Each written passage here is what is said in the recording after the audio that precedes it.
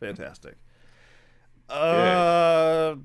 You know, I did. I look. I know you already know. I know. I don't think I have to tell Mm. you what game I got already. You know what it is. It's Trails. You know I got it. Trails to the Sky. It came out yesterday, Friday. You know it. I know it. I don't Mhm. have to talk about it. I'm gonna just leave it at that. But I am gonna say though, is I got this for some retro stuff I'm doing right now, and the 8-bit to SN30 Pro, Ah, yes.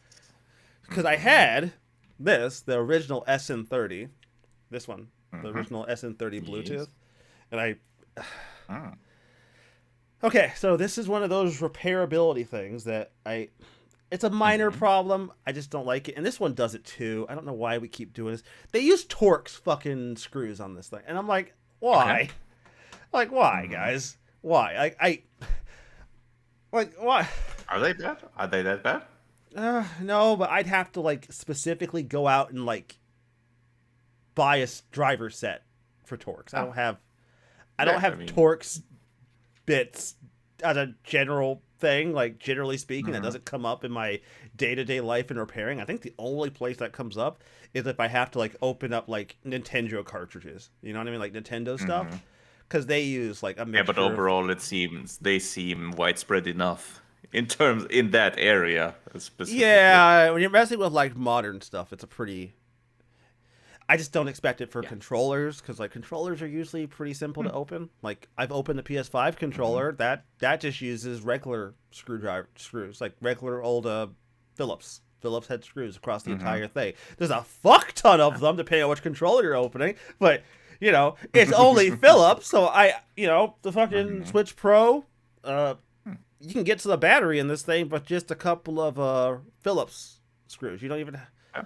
It's like a pair of Phillips screws, and you can instantly get to the battery. So I'm Mm. sure there's like torque somewhere underneath all this once you get to Maybe. the bits and bobs. But it's mostly just mundane shit. So yeah, color me a little surprised. But yeah, I like this. This is a really good controller, by the way. The SN30 is really, really good. Like feels good overall. Mm-hmm.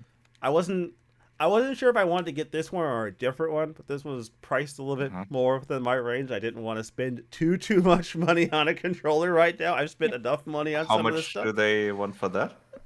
40, Ah, okay. Yep. 40. Decent. It was all Decent. right. Not a it was Mm-hmm. well okay. 35. It was $5 off, so 35 technically, but still, I mean, And regular price is yeah. 40, so that's So fine. 35.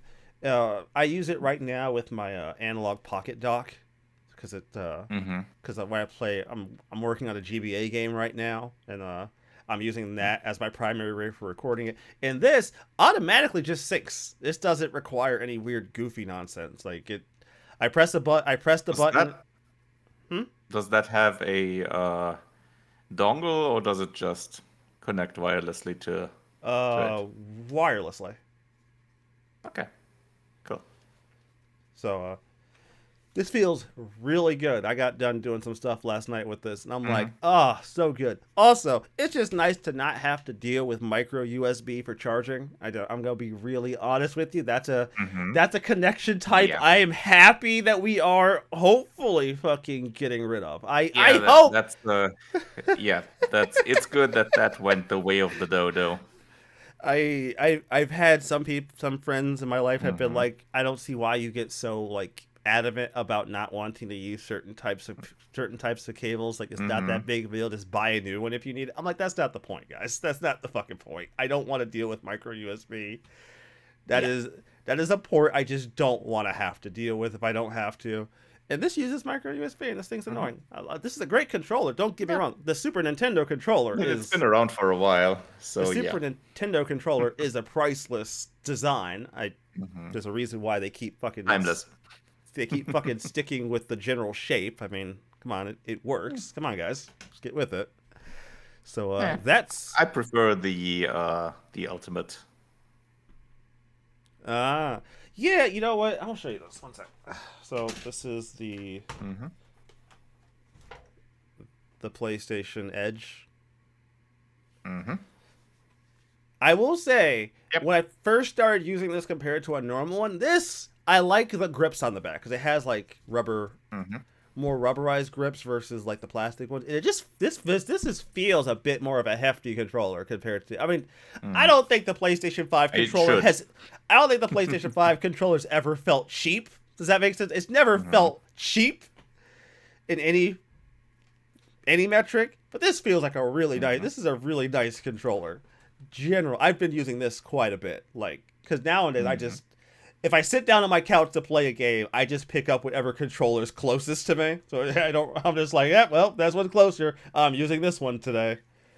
So, eh, I'm not a very picky guy when it comes to my controllers. I have too many now because a couple of special editions and then every other game console I Mm-hmm. want to mess around with, and I have too. I would deign to say I have too much. I would almost come close to saying I have too much stuff, and I don't like that. I don't like saying that. I don't like that feeling. That does not feel good to me. I have a few lying around here and there, but mainly I use two. On the Switch, I use the Ultimate 2, the new one from 8BitDo, and on my PC, I use the Xbox Elite, the Series 2 one. Okay, okay. You see, I wish I could go back. I wish I could get into PC, playing games on PC. I just haven't been able to. The only game I really play on PC these days is Final Fantasy Final 14. Fantasy. Yeah. That's it. And I play a lot of Final Fantasy 14. I'm not gonna front. I'm not gonna front about it. There's a lot of hours in the last like couple of months. The last like couple of Mm-hmm. months by itself, I've put more hours into 14 than I have in a while. I have. Oh Jesus, Mm-hmm. that has been a ride, and there's more content. There's always more content coming. What am I saying? There's always more. It's a fucking MMO. There's always more content coming. Like that. Like who the fuck? Mm-hmm. Nobody. Yeah, I think Yoshi P or said recently as well. He's going to be working on that still for a good while. Yeah, I mean, I think it's great that he seems like he enjoys he does seem like he does have a passion for it to you know what I mean? Like That's good. I I As I long I, as he does, that's good. I don't know if you've ever seen, but like the last few live letters he's done, he's come dressed Hmm. out in like the classic, like the expansion outfit or like Ah. the outfit of one of the classes. Like he's always into it. I'm like, yeah, my man, yeah, I love it. So I'm looking forward to live letter because I won't be going because those tickets sell out Hmm. yesterday. Those tickets sell out negative 20 seconds after the sale date happens. I don't know if you Hmm. they do I this. figure. They do. They sell out almost immediately if you even get access to buy a ticket because it's like a raffle. Hmm. That makes sense. It's like a raffle. Ah, Like okay. Hmm. it's a raffle, and then you get the Yeah, because the option. amount of tickets is around, yeah, let's say this, and the amount of people that want is about this, at least. Right. Yeah. No. It's a raffle. So So yeah, that's not I surprised that that's kind of expected since a Square Japanese company and all. And I mean, Nintendo did the same thing with the Switch 2 just on release for I will in say it. I Japan. gotta give the Switch. I don't know if this is Nintendo's doing. So Hmm. I've always had this disconnect where Hmm. you see reports about sales numbers, right? And my first Hmm. thought is, because you would equate if something does really well and sells out or sells really well, you would equate that to a Hmm. level of not being available, right? Like right? Like to some degree, So, especially with most of the time, yeah. hardware specifically. Let me narrow Hmm. this down. When I hear break sales Yeah. records, I equate that with it not being available to some degree. No, No, you don't think not if so? it breaks sales records. If it says sold out, Sold then out. yes. Oh, okay. If it says specifically sold out, then yes. If it says break sales records, that's No, different. because I know what That's different because I that specifically says, okay, it did sell a lot.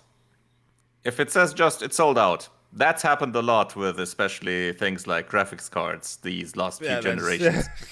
Or the PS5, for example, yeah in yeah on release that's time, stuff like that. I So know that's happened quite a few times. I know with the Switch too. I felt like it didn't take very long before I started seeing them on shelves. Like, I don't, which I thought was a little odd for me because Nintendo made it sound like they weren't gonna be able to keep up with demand. So I was, when you preempt a launch that way. When you preempt a launch that way, I have that expectation. So after like a couple of weeks of it releasing, and I can walk into a Target and there's already like a stack of them in the section, my thought is, that was fast. Wasn't expecting that. Yeah, I guess they had enough reserves in terms of production to ramp up for that. Because at first they did have problems, but yeah, I mean, considering how much they sold at the start, they had to ramp up production at first a bit. Because I wonder, because I also think Nintendo did I said, I've complimented them for this. You know, the handful of times I do decide that they should be complimented. I thought the way that they handled selling it themselves was a really good idea. Like, you have to have an account. You have to have put this many hours into games. We're not just and you can only buy one. You can only buy one. Like that was a fantastic idea. Like I'm gonna be. I think it was like 50 hours, like 50 or 60 hours you have to have in gameplay time, like on your Nintendo account or something like that. Which is enough. Which is just enough for some. Which is just enough, I think, to not just be a. I don't think it's high enough to not say, okay, I'll just start playing a day or two before the pre-orders start. That would be rough. I'm not gonna lie, my dude. If someone could pull that, which would be something a scalper would do, for example. That would be. Oh man, 50 hours in like a couple of days. Oof. That's why that's why they set it so high as to it not be able to be just done in, let's say, 2 days. Right. That reminds. I feel to have that many hours, you'd have to be pretty active at it. You couldn't just start it and let it sit for the 2 days, because you have to return to it because otherwise it shuts down. Yeah, it would eventually idle. It would eventually idle and turn off. Eventually. Oh man, I think about it. That reminds me of this bit from The Onion where it was a Subway bit. They did this Subway news ad. They did a Subway news report for The Onion, right? From The Onion, and it was. It was the president of Subway was flabbergasted that people bought a 12-inch sub and ate it by themselves. Like, he was like, this is not the way we intended for our 12-inch subs to be consumed. It was supposed to be shared between two people. We never intended for one person to be able to do that. Okay. Again, it's The Onion. It's The Onion. So my first thought, because again, The Onion has fucking trolled me, because I will see something and I won't initially look at where it's from, right? So I'll see it and I'm like, that's a little fucked up. And I'm like, Onion. Got me. You got me. Ooh, you are a crafty little bugger, aren't you? Pulling the wool over my eyes. I don't appreciate that. But other than that, I think it's mostly just been trails. A decent amount of trails. No surprise there. I picked that up. I got that. Then there's a lot of stuff I'm actually going to be picking up over the next couple weeks. They're already paid for it, so they're just going to get delivered, because these days I don't want to. Okay. These days I don't want to go to a store. If I'm 100% honest with you, I don't want to go to a store. And the only store I might have went to that had people I want to go see once in a while was a GameStop that was like 5 minutes away from my house, and they closed that one down. So fuck them. I'm not. Okay. They closed down the one that was closest to my place, and I'm not traveling. I'm not traveling 15 minutes for that. No, I'm not doing it. Yeah. I have Especially now the people that work there aren't there anymore. Yeah. They're not going to be at the stores. Yeah, I don't want to do that. I don't want to be around I don't want to be. I went to that store primarily because there were people I was friends with who still work there. I was like, I want to go see my buddies, but they all got fired and they closed the store down. So I'm like, fuck you guys, not going. Absolutely not. But yeah, other than Trails, I'm gonna be Trails and Golden Sun, the second Golden Sun game. Right. I've been doing that. So this world map, I don't oftentimes. Okay, you know how video games have a world map. Obviously, most games do. Every game does. But some of these GBA games and their world maps aren't always helpful for me, because the way the world map is in GBA, it's pixelated a bit, so you don't have a great idea unless you already go to somewhere where you might want to go, right? So somebody on the internet has created a full world map of Golden Sun, the Lost Stage, of all the different continents and all the different locations, and that has been incredibly helpful for me to know where the fuck I'm going. Because they'll be like, oh yes, you want to go here, and I'm like, okay, where is that? It's there. Okay, I can do that. So how did he do the map? Is it just the screen stitched together, or is it done it's differently? Fairly comprehensive map, honestly. It's like it's like a full map of the entire world, of the different continents, and it has all the different places on there.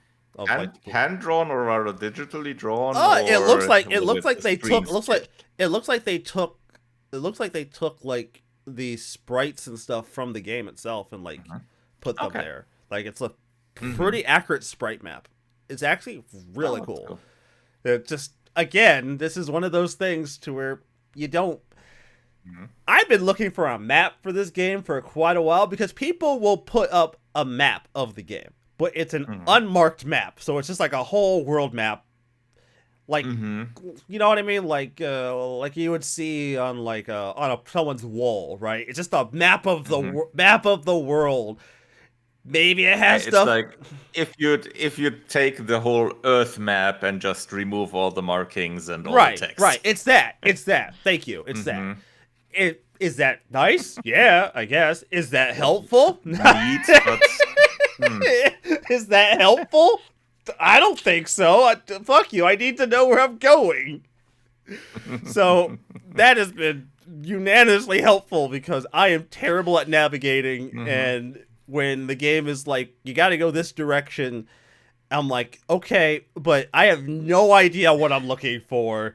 Am I looking for a cave? Am I looking for a city? Am I looking for a landmark? What the fuck?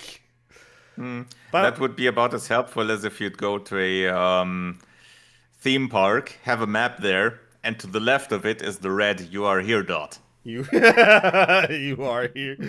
It's like, cool. I know where I am. Thank you. Thank you. I know where I am. Or you have the dot on the floor. Yeah, it's like, you see the map in front of you and you have the dot on the floor. Like, you are here. Yes. Yes. I see. Helpful. Wonderful. I know. 2 thumbs up. I am in fact here. That is fantastic. Love it. I hate it. It's this game. It's like Final Fantasy VI was really bad about this. I struggle with Final Fantasy VI once you get the airship and once the world technically ends. Yeah, Kuja's. I'm about to tell you, Kuja's one of the few Final Fantasy villains that kind of succeeds. He gets what he wants like halfway through the game. Not even a spoiler. Homeboy, he does it. He fucks everything up. Congrats. My boy Kuja doesn't fuck. Not Kuja, Kefka. My boy Kefka doesn't fuck around. He absolutely fucks up the world. So, yeah, that map wasn't great either. That's another one of those games where anytime I want to go play that, I have to pull up like an actual map and be like, okay, they want me to go here. Where is here?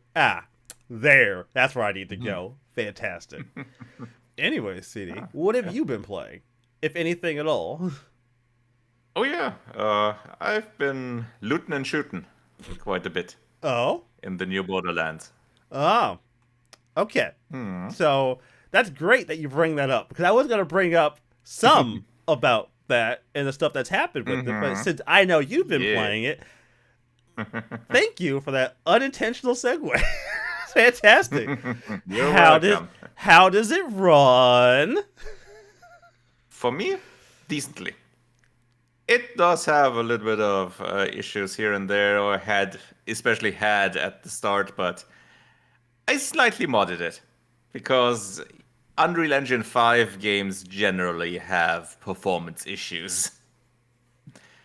But luckily there are some tweaks that you can make via some ini files that you can just put in the games directory or in the app data directory of the game, and then that gets loaded by the engine and helps. So stuff like micro stutters and loading stutters and such don't happen as often for me anymore. Huh. Okay. Neat. Yes, indeed. I hadn't heard too much about that. I mean, it is an Unreal 5 game, so I guess I shouldn't be surprised it runs bad. Yeah. I feel suboptimally, let's say. I hate saying that though, because I feel like I'm giving them a pass. I'm giving it a pass by saying that, and I don't want to do that. I don't like that. No, I wouldn't say give them a pass, because even those games could be optimized more and they could be working on it more, but it's certainly an issue that's been running throughout Unreal 5 games. Okay.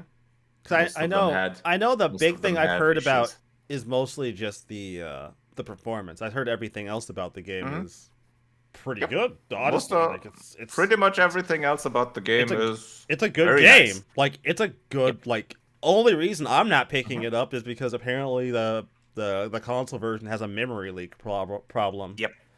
And apparently that's still the case. Yeah. And I'm not heard about that. I'm not gonna pay money for it until that's fixed. Once they fix it, I will gladly give them my money. But until then, I'm gonna hold my money. It's my money.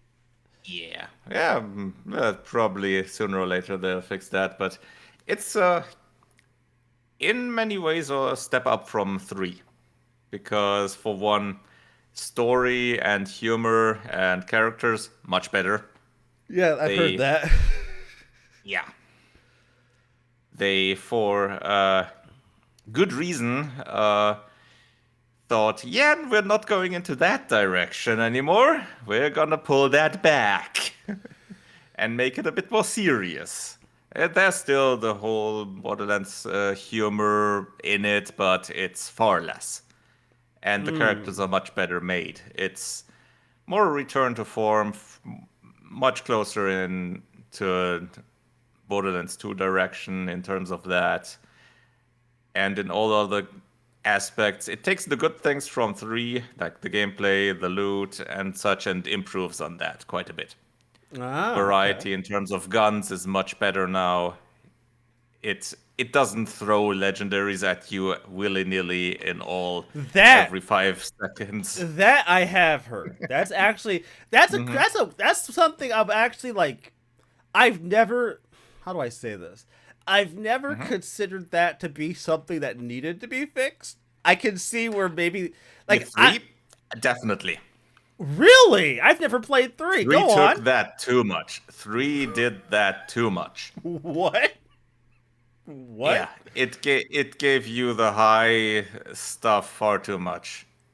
Oh, I've never heard of. And overall far too much. The loot drops were just avalanches. I've never heard of a game being overtuned to giving you too much loot.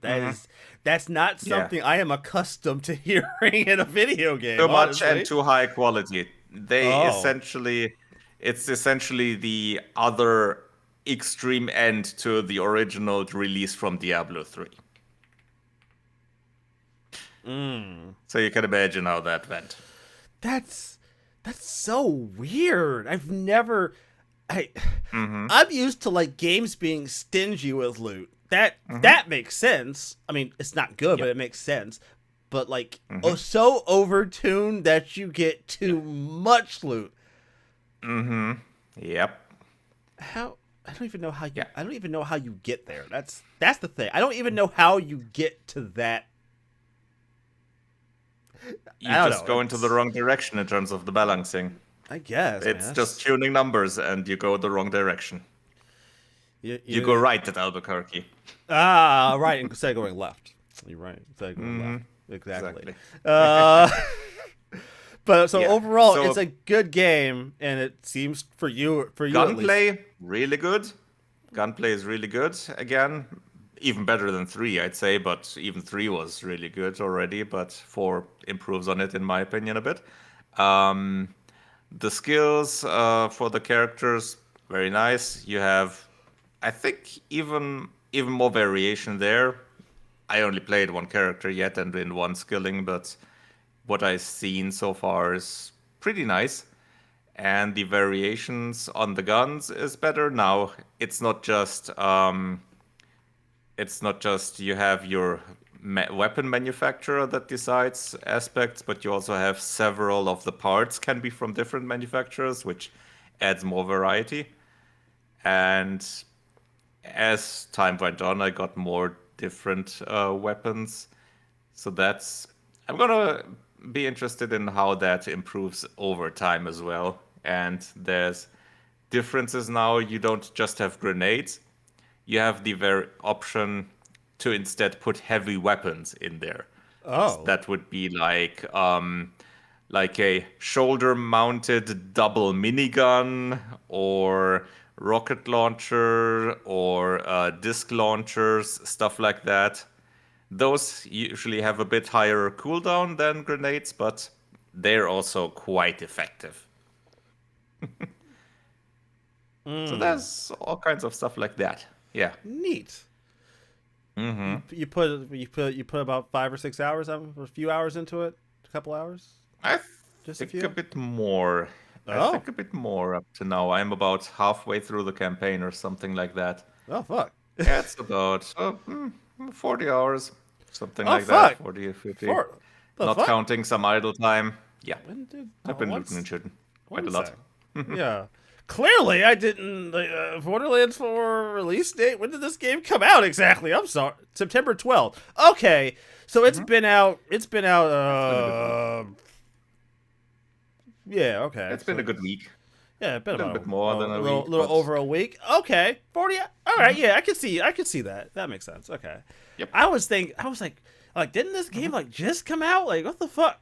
Nah, okay, September 12th. It's been more than a few days. Yeah, okay, fair enough. Well, okay, so the reason this happens to me sometimes is because a lot of times, a lot of these people who get the game will review it, will they'll do their initial impressions or whatever. So sometimes they do those videos before the game comes out. So my instinct is if I see that video, I'm like, oh, the game's not out yet. Okay, whatever. It's cool that I get to see it, but it's not out yet.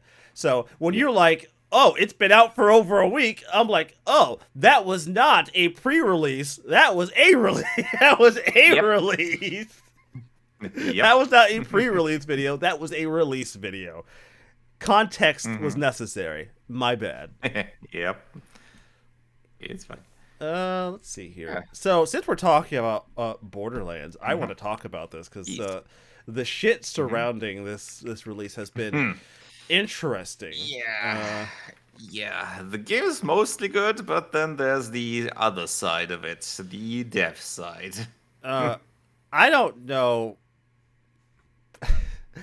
I don't know why this man has decided that he needs to chew on his own foot anytime he decides to open his mouth. Because it's him. I don't know why he does this. He just every time he opens his mouth, his foot instantly flies into his mouth. And I'm just surprised that he can manage to unhinge his jaw enough to fit his foot in there every single fucking time. He's been born with homing foot. So, the game, when Borderlands 4 released, not so great. I mean, it's a great game, but it didn't release well. Its performance wasn't great. And some people have gotten it to run. It still isn't great for most people. But I was gonna say for most people, the game doesn't perform well. I mean, It does obviously perform better for me since I have a good CPU and an RTX 4080, so that helps. You are you are actually your demographic is actually what's actually going to make this conversation funny to me, because part of Randy Pitchford opening his fucking mouth was actually kind of paying lip service to say the higher end spec gamer, right? Say people need to accept that they're not going to be able to run a premium title on old hardware, and that people with good hardware, up to date hardware, will be able to run his amazing game, his premium title, well. Which I'm calling bullshit on. I'm just saying, he was talking to people like you, CD. He was directly saying, you are that demographic of gamer this game was meant for. The people with the high end system. You know, every gamer must accept every gamer must accept the reality of the relationship between their hardware and what software they are running is doing. And Randy Pitchford is a target audience for my two middle fingers. I don't know if it was Gearbox that did it or if it was Randy that did it, but I think it was Gearbox released a chart. I think you've heard about this, right? They released like this large chart of like spec charts. Yeah. Right? And I mean, obviously he's gonna be the one that pushed that through, and Gearbox was just the executor. Yeah, they released this spec chart. That was PR. And it didn't take long before capable individuals started analyzing that chart and went, this doesn't add up. What? My system matches one of these so-called spec outlines, and I can't even get these numbers. The fuck are you talking about? Now, I am not super in the know with a lot of the newer technology that exists when it comes to PCs, right? So once a new feature or a new check mark gets enabled or is able to be enabled in a video game, I'm not always aware of what it is and what it does. I don't usually click it. DLSS is apparently the thing that Randy has been pushing in his rants about being the thing that makes this game work. It's the core button to press. Now, I have a very rudimentary understanding of what DLSS is, right? So when I see him say this, putting aside my minor contempt toward Randy Pitchford in general, putting that aside, when I see him say this, my first thing is, what is this magical button that you can press? This magical DLSS button that you can press that magically makes sure that your game is going to get the best frame rates imaginable. It's the button that says your game is not rendering natively at your resolution, but gets upscaled. So it's an upscaling button. So it upscales. Yep. Yeah, DLSS is the NVIDIA tech that does it on hardware for them, like FSR is for AMD. But the other thing that he most likely also implies there is that you should activate that and frame gen. Yes, he does mention frame gen. But so is frame gen and DLSS not the same thing? Are those two different things? Not entirely, no. DLSS is the main tech that is the upscaling, and then there's DLSS with frame gen. That does both. Then. The frame gen is an addition to it. It's essentially like it's then the graphics card computes the frames in between two frames to make it seem like it's more fluid. Which, when you have a good baseline in frames, like a stable 30 or higher, then it's okay. But if you don't reach that stable, then that does not help, really. So when your 20 frames don't magically become fluid 40 or 60 frames. So when it came to DLSS, Randy says this. You made an apology to a vehicle. You made an apology to a vehicle. I would not put a Ferrari engine in a monster truck and expect it to drive like a Ferrari. If you tell me about your specification, I can help you optimize your performance. I'm sorry you don't like being told to use DLSS, but this is the way. If you're not happy using the tools available to you to improve frame rate, and you're not happy with the frame rate you have, you should play a different game. Now... Putting aside, because the way he makes it sound, the way he makes DLSS sound, he makes it sound like it's the magic bullet to this game. Yeah. And, you know, I don't know. I'm not knowledgeable in that. So, you know, I don't know what DLSS was. Like, you know, he's like, the game is awesome and is designed to be just fine of an experience at 30 and feel great at 60. We have also provided you a lot of options to make different trade-offs. Basically, he's basically saying is that it's your fault for not being able to run this game properly. Effectively. It's your fault. If you can't run this game, if you are struggling to run this game, bro, just spend another couple $100, spend another $1,000, you know? Fuck it. Like, you know, buy a new system, upgrade your PC. What do you... This is a premium title. This is a high quality premium title that deserves high quality premium spec to run. Yeah. And I'm gonna be honest with you, I feel like when your best defense for poor performance is blaming the people trying to play your game, that might not be the best way to do it. I don't know. I don't know. I'm not in that position. Maybe he's right. I don't think he is. You know, when you're doing that, you just might be Randy Pitchford. You might just be. You know, I also think there's this weird thing now where like devs seem to always bring up the refund thing with Steam. Where I don't know. Every time I hear a dev be like, "Well, if you don't like it, just refund it." What are you complaining about? If you don't like it, I've mainly heard the bitchy ones. Yeah. Yeah, it's like anytime I hear that, my first thought is you're just really bitter. People can like refund their game, can't you? That just does not make you feel good, does it? That just it's been away since I don't know how long, and they finally are still not. They're still butt mad about it. They're still just mad about the fact that you could refund it, which I mean, people don't refund a good game. Like, how many? Yeah.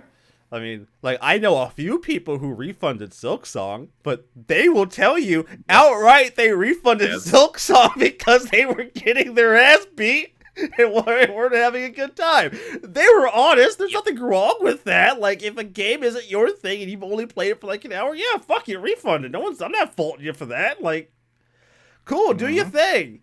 I don't know. I always kind of chuckle a little bit because I'm just like, why are you mad, bro? Why are you mad? Why are you so upset? This isn't like, okay, your game. Because the thing I'm concerned is that if he's huffing copium, all right. Now, obviously, he's not like behind the scenes actually fixing the game or deciding if it gets fixed. There's other people. He's not gonna be coding. No. Yeah, he's not. He has probably no input in that department. He's more likely gonna be watching another magic show.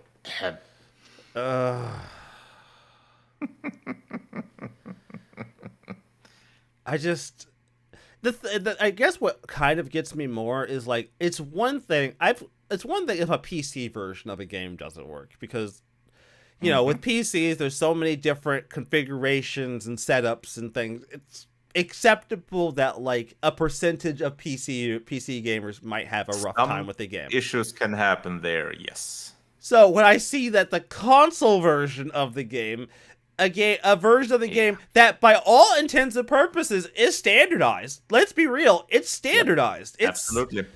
Every PS5 runs the same. They are all the same. every PS5 Pro, every Xbox, the Xbox had different specs, obviously. Every Series X is the same. Every Series S is the same. They every all run the regular same. PS5, Slim, and Pro. Maybe I'm naive, but I just feel like in the case of a console, it should be easier for you guys to have the game run well. Like, I don't know. I just feel like that should be a given. Like, you guys only have, like, you have a streamlined spec. This should be easy. So when I hear about a memory leak, which I don't know if that's a performance thing or just a coding issue. I'm not 100%. Is that a performance thing? It's definitely a coding issue that affects performance. Oh, Jesus Christ. Of course they're connected. Of course they're fucking connected. Why wouldn't they be connected? Because when you use up more and more memory over time, there's less available for the game. And at some point, the console just runs out. So you have less and less memory available, so performance goes down, down, down, down, and at some point, it's probably gonna just crash. I think that was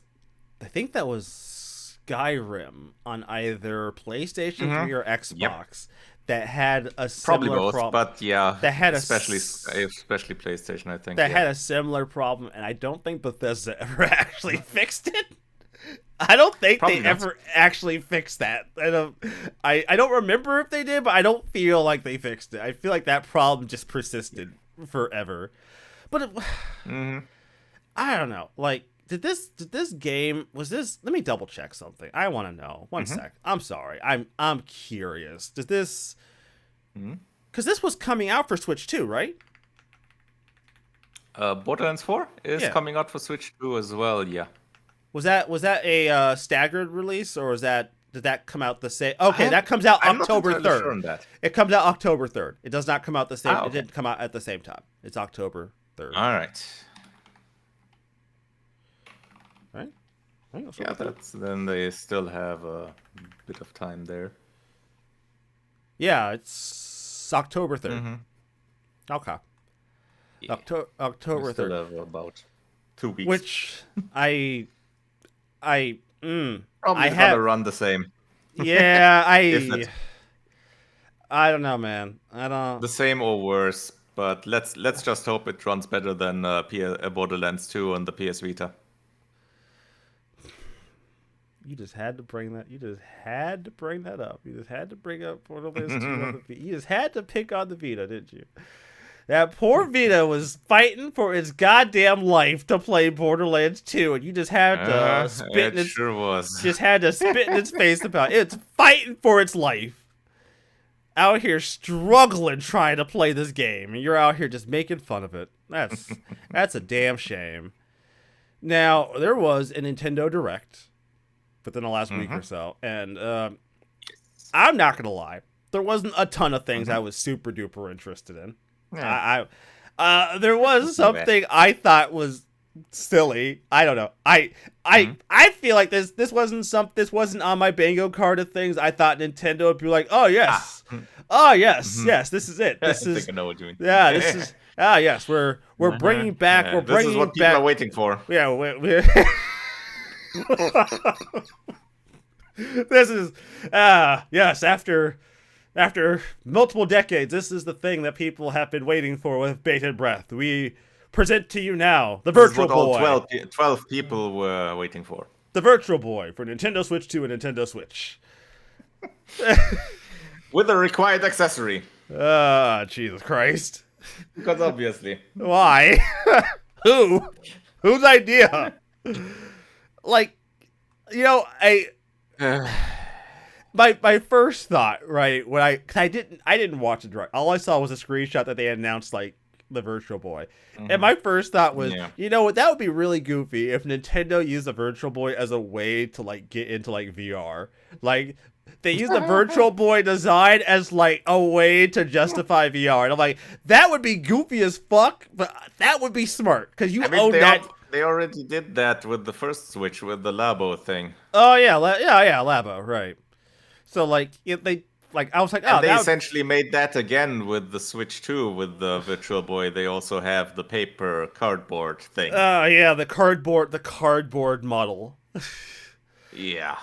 And even that one costs, what was it 30 or something like so that? let's talk. So since you brought it up, I have it right here, CD. I have it brought up already. Okay. The cardboard model will cost you $24.99 American Dollaruskis. And CD, if by chance, and you know, I don't know, maybe this might happen. Maybe you just have $100 burning in your pocket. You know, I don't know. I don't know, you CD. Maybe you do. If you decide you want a Virtual Boy, it's gonna cost you $99.99 Bison dollars.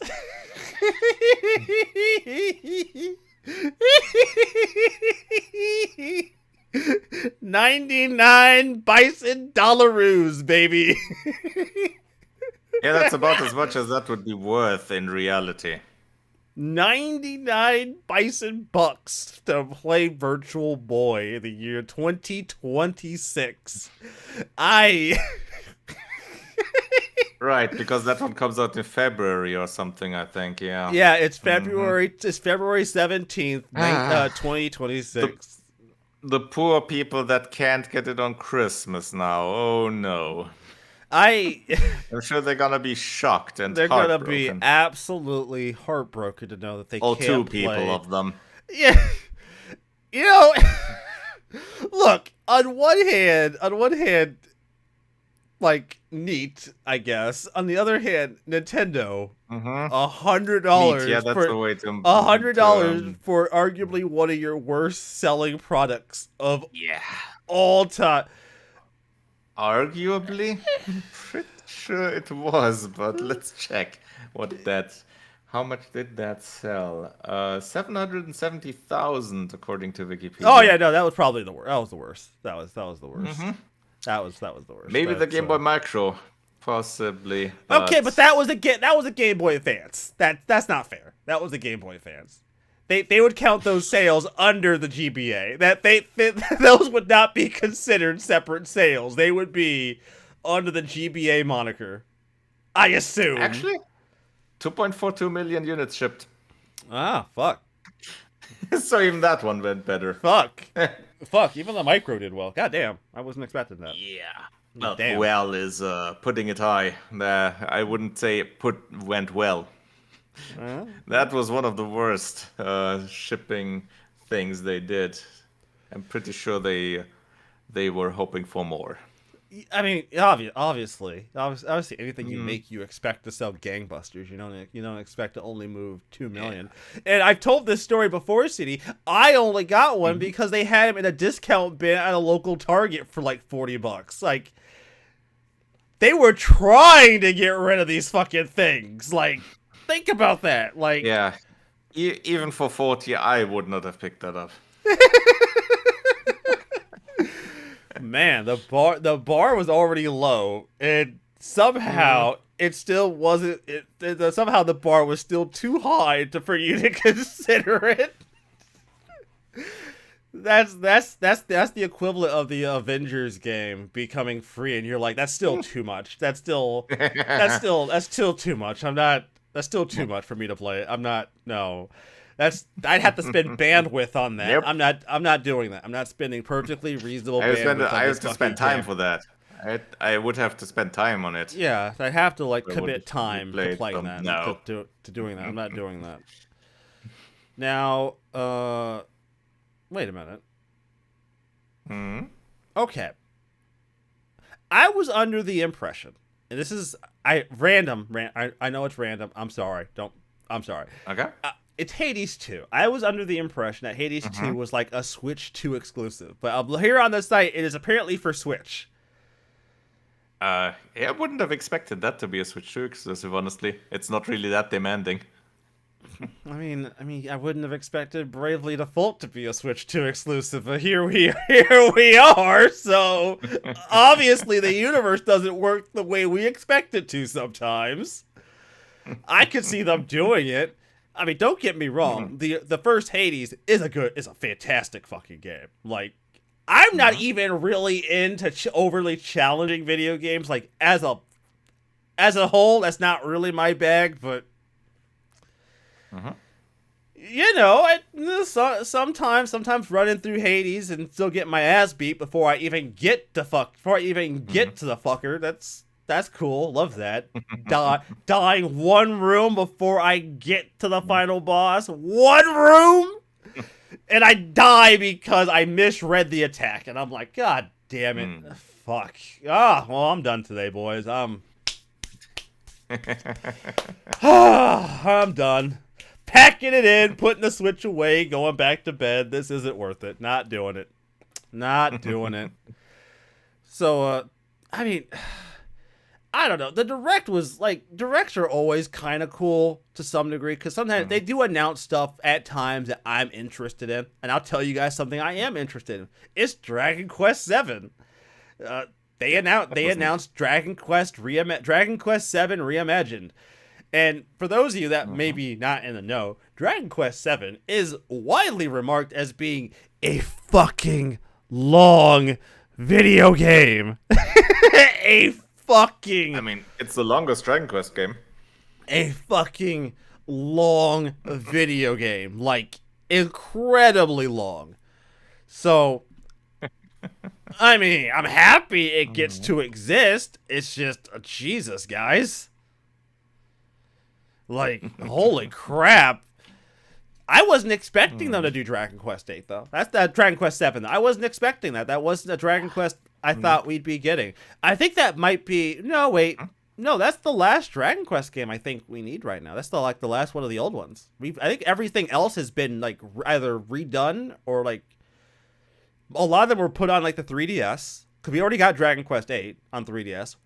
We got a lot of the older ones. And we've already had stuff like Dragon Quest 1, 2, and 3 at some point in the last, like, couple decades. We would still have to get those on the current gen systems because 3DS is still already rather old. Yeah. Well, yeah, because it is now like... yeah, okay, fair enough. Porting 8 wouldn't be that much of a big issue then. No, I don't think... Getting it over from the 3DS or something like that. I Just do a reimagined like with 7.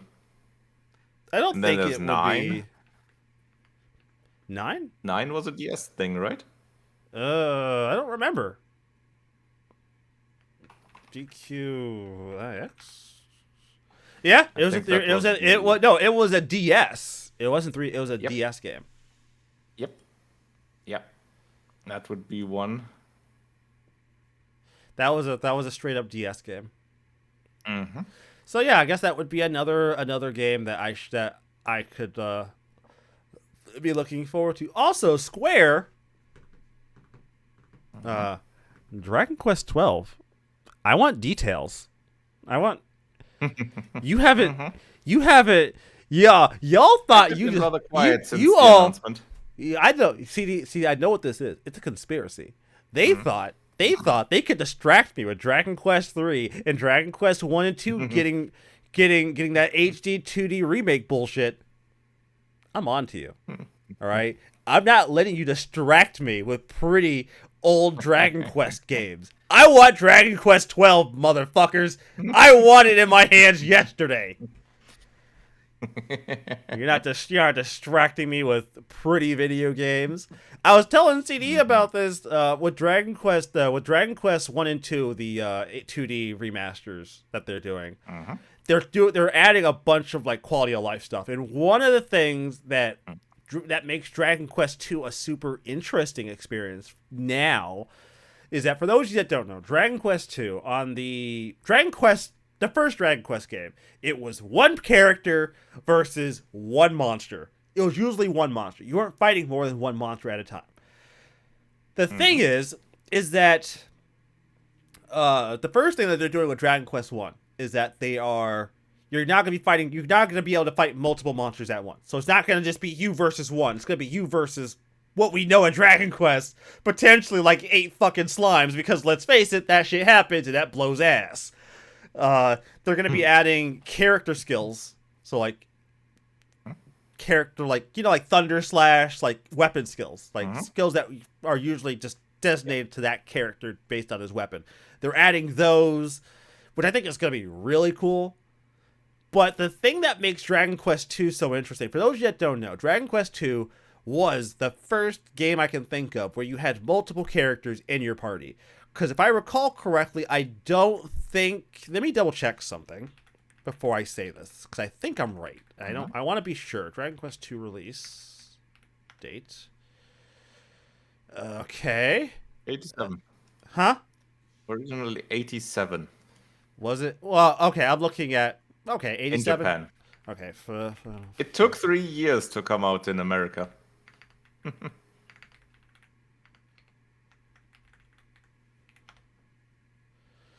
Okay. Yeah, that was still the time of. Okay. Yeah, so here's the thing. Simultaneous releases? What's that? Here's the thing, right? This came out. So when did it come out in Japan? Dragon Quest II? In 87. Like, okay, because the first Final Fantasy came out in 87. Mm-hmm. Now, I was under the impression that Dragon Quest II came out before Final Fantasy. But what I was going to say is Dragon Quest. When in 87 did it come out? Because Dragon Quest 2 came out in January 87. Okay, Final Fantasy came out in December. Opposite ends. Okay. So what I was going to say is that Dragon Quest didn't balance. Dragon Quest 2 didn't really balance the game around multiple characters. They just sort of. Obviously you fought more monsters, but the game wasn't balanced around the idea that you had multiple people fighting on your side, which turned Dragon Quest 2 into a very easy game because, instead of accounting for you having just one hero, you now had 2 extra heroes, and oh boy, the game could not account for that. So I'm really interested in seeing Dragon Quest 2 play out because we're going to be seeing a much more... The way Dragon Quest 2 probably should have been if it had been done properly. Yeah. It's also interesting to think that, Dragon Quest originally wasn't made by Square. They just published it. Right. Yeah, developed by Chunsoft. Which probably many people nowadays don't even think about anymore. I don't think anyone thinks about them anymore. See, I don't know Dragon Quest for Chunsoft though. I know them for Enix. I know Dragon Quest. Yes, because Enix published it. Yes. Yeah. Because every time I booted up a Dragon Quest game, Chunsoft themselves are still known.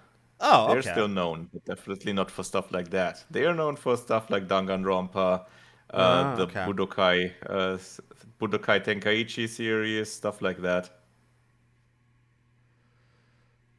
Although that's the Spike part, but Chunsoft, they did stuff like the Mystery Dungeon series.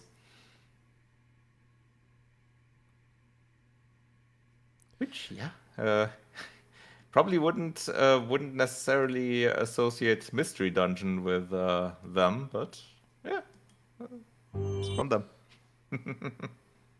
Oh wait, Mystery Dungeon? Really? Fucking Mystery Dungeon is from them. Huh. Yep. Color me surprised. Yeah, you're right. I never would have figured that, honestly. Before I wrap up the show, something really funny happened last night with my wife, and it's related to James Gunn, the director. Let me explain. Now, James Gunn directed Guardians of the Galaxy 3. This is important because in Guardians of the Galaxy 3, one of the characters calls the dog a bad dog. Now, my wife considers this to be an affront and a slur. She is like, she called him a bad dog. He called him a bad dog. How can he do that? So last night she was watching Superman. Somebody called Somebody called the Astro a bad dog, and my wife lost her shit. Absolutely lost her shit. She was losing it. She's like, why does James Gunn hate me so much? Why does he keep doing this?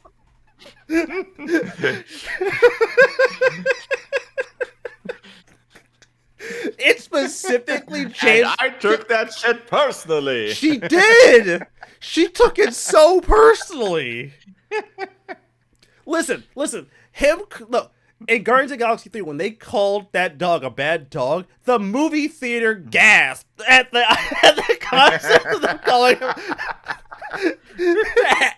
They gasped at that shit. So when it happens in Superman, my wife is like, "What?" You would think that somebody called her a slur with the way she reacted to like hearing someone say "bad dog." Somebody kicked the puppy she didn't have. Yeah, somebody absolutely kicked the puppy. Also, before I wrap up, Xbox is raising their prices. Microsoft is raising their Xbox prices again. Again, they just did this.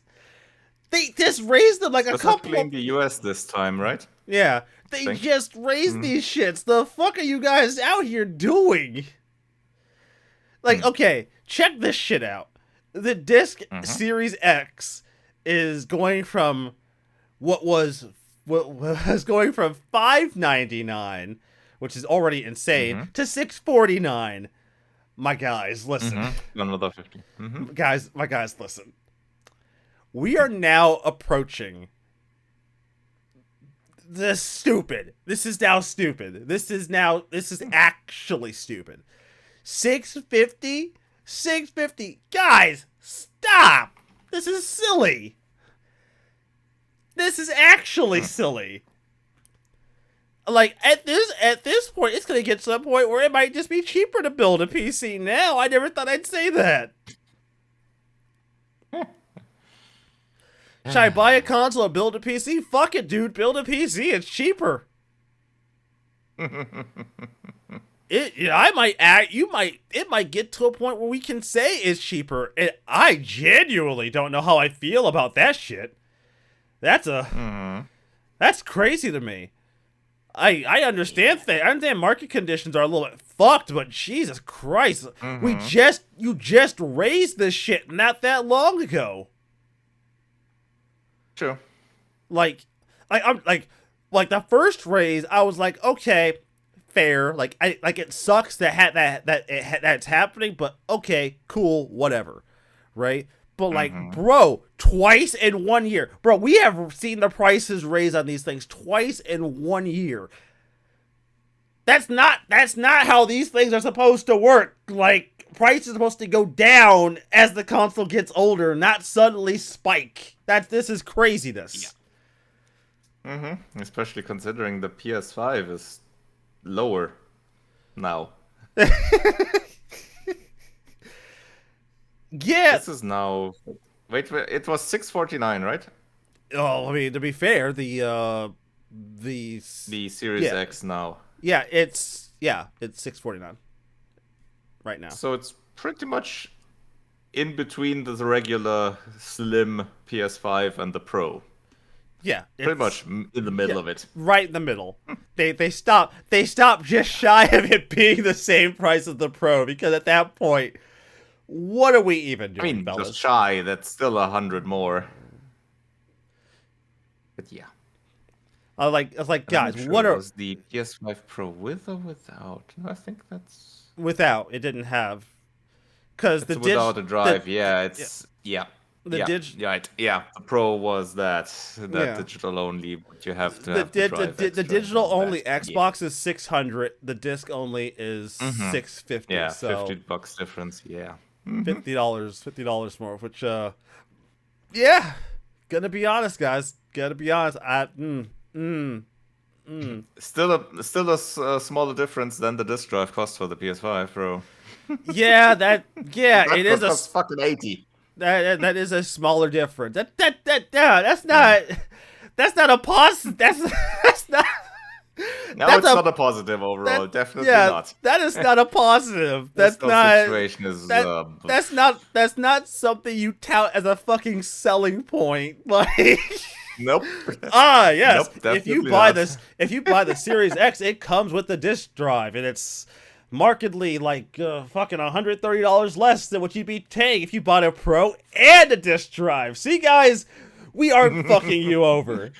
Yeah. I see. Yes. And then in 2-point letters, as much as Sony. We are fucking you. We're just not fucking you as bad as Sony is. Congrats, ladies. We at least lose you.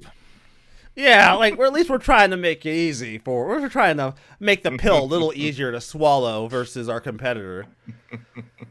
But I think the thing is, I don't know, man. I get the feeling that console game is going to get really fucked up really fast with the way prices are going up. And look, I get it, right? I get it. Gaming is a luxury. I am consistently told this. It is a luxury. Mm-hmm. I get it. But guys, this luxury wasn't as difficult before. Wait a minute. Yeah, it certainly isn't supposed to be a 1% luxury.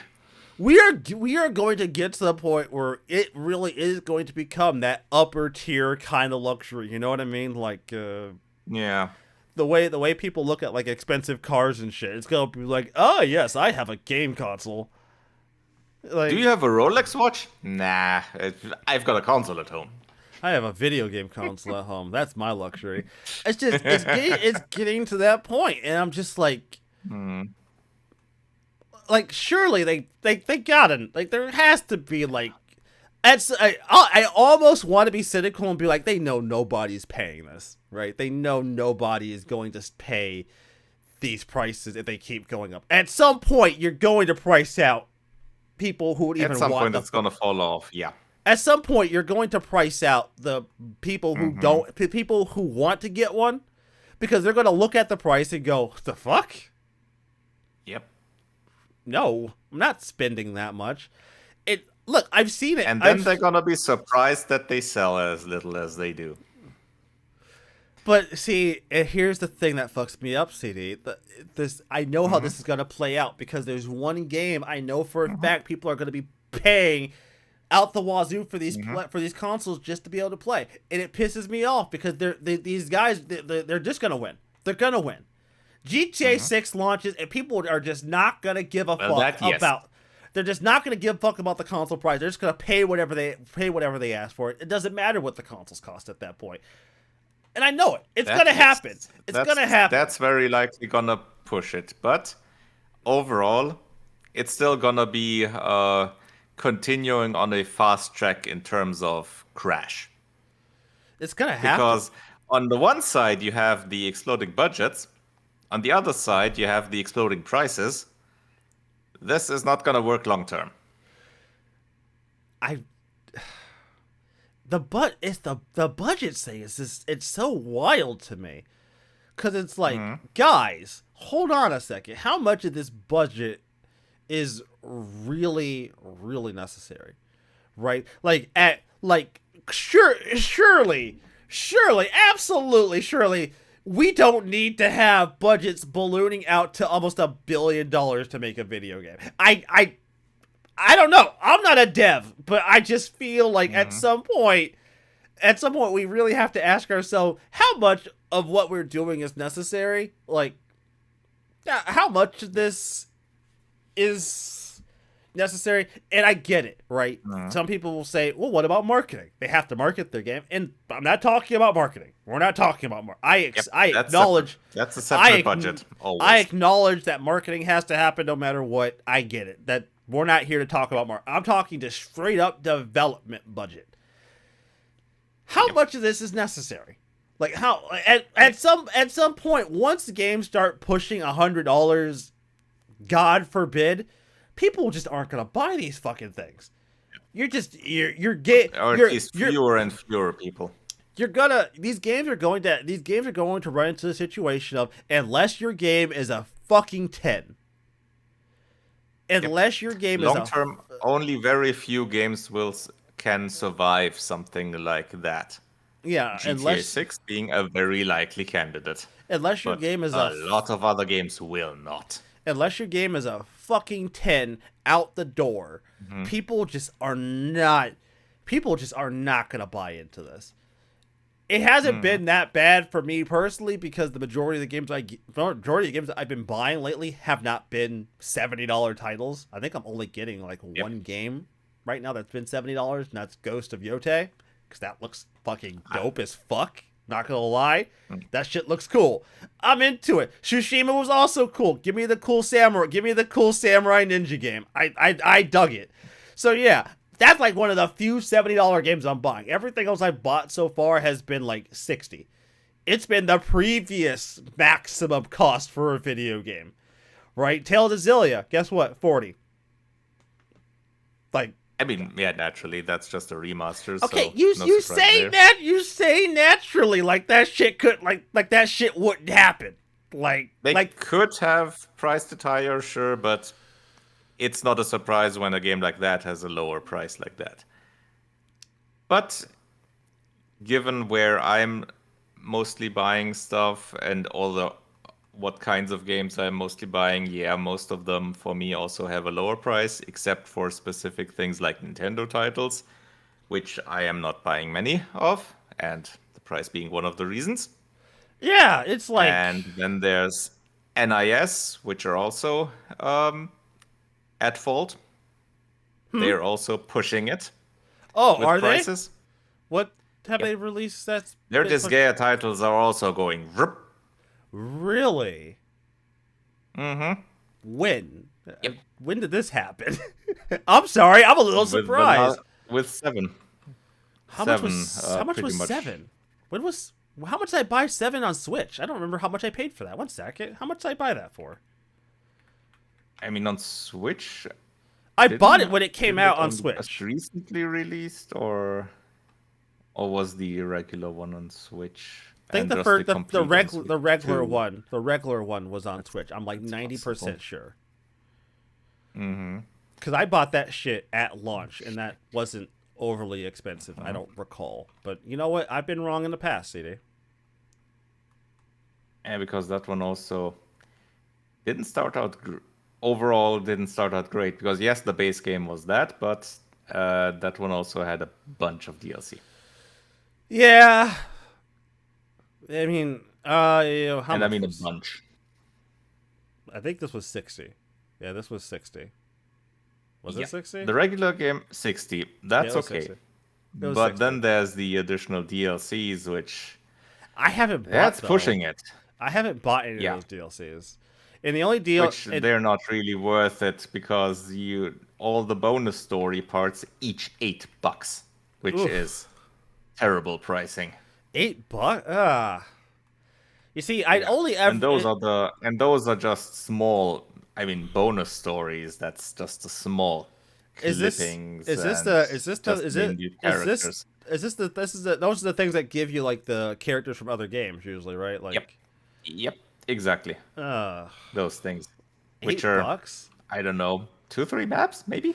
Yeah, it's not many maps. And just short clips, so yeah, not good pricing. And with Phantom Brave, the new one, is a rather big offender there as well.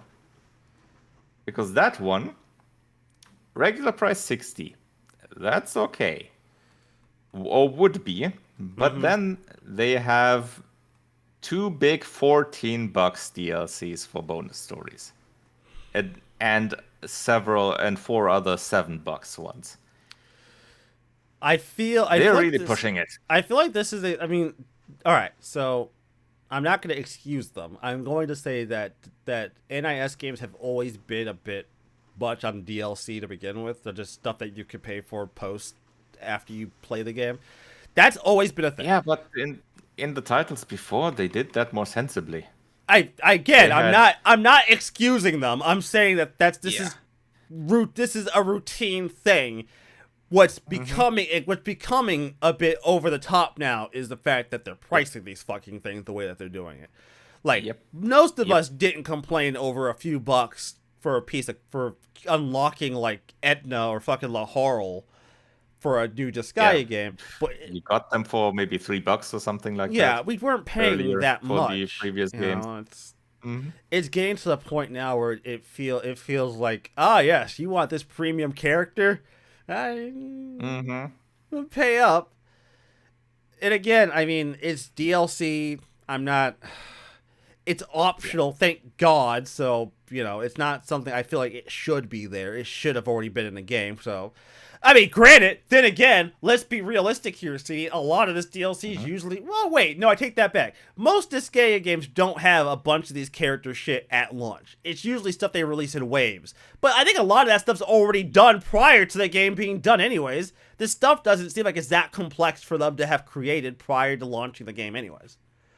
Like, let's be realistic in here. The past, it was partially because of, obviously, they come out in Japan before, and then they come out in the West. So they work on DLC in between. So that's obviously part of it. But I'm not sure if it was like that with the newest Phantom Brave. And, well, yeah.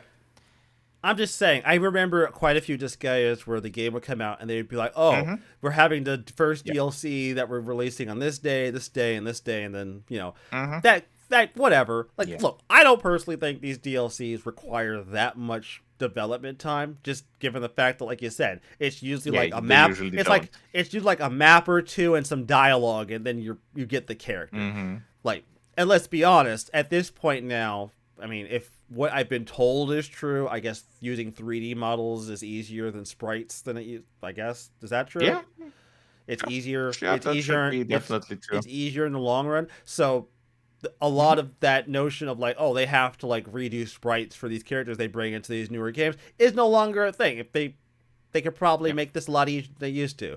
So them charging more just seems a little silly. But you know, I don't know. Maybe when they announce this next Disgaea game, we'll see if they decide to make the price of it they 70. They just recently announced an action RPG in the Disgaea universe. An action RPG. Gonna see how that one is. Huh. Okay. I'll link you the trailer afterwards. All right, everybody. I hope you've enjoyed the episode. I know I have. Yes. I don't know. Go check out our podcast on other platforms like Apple, Google, and Spotify or something. I don't fucking know. I don't know. And go to my channel on Wednesdays at like 7 p.m. Eastern when the video goes up, I guess. If you feel like it. I don't know. Like, it's up to you. I don't care. I don't really care either way if that's what you want to do or not. You do you. It's fine. Look, I get it. You're busy. I'm busy. We're both busy. Let's call a spade a spade. All right. You do it. All right.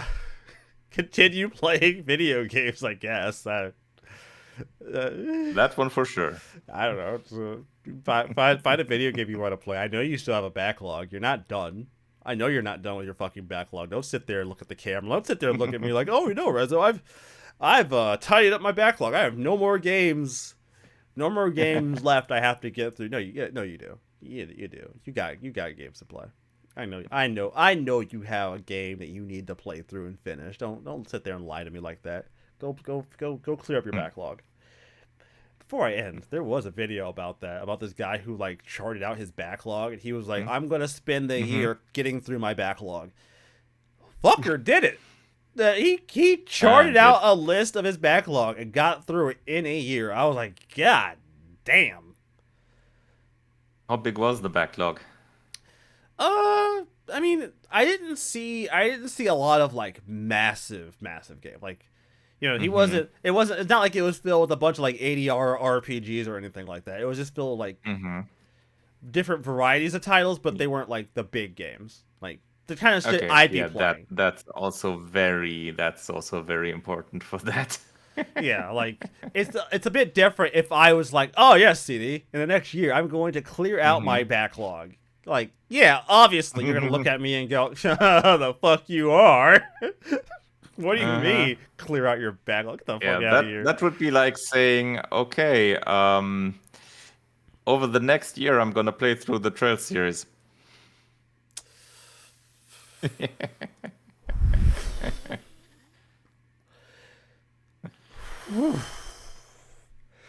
Exactly. Yikes,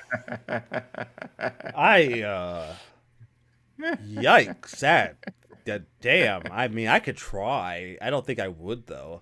I'd burn out before I finish. That'd be crazy. Anyways, everybody, stay tuned. We will see you all next time, everybody.